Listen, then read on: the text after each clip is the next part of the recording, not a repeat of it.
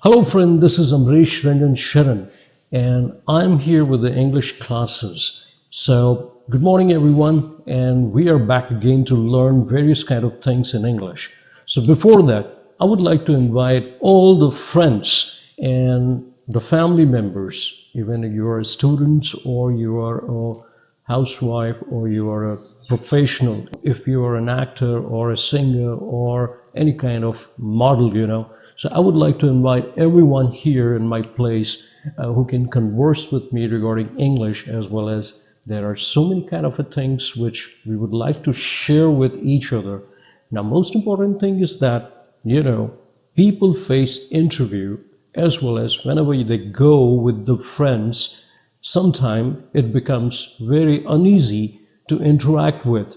So, like for example, if you're a teacher and you're there in a school, what you need to do is that you need to converse with the students, and the student should find it appropriate that what you are speaking is legitimate, okay?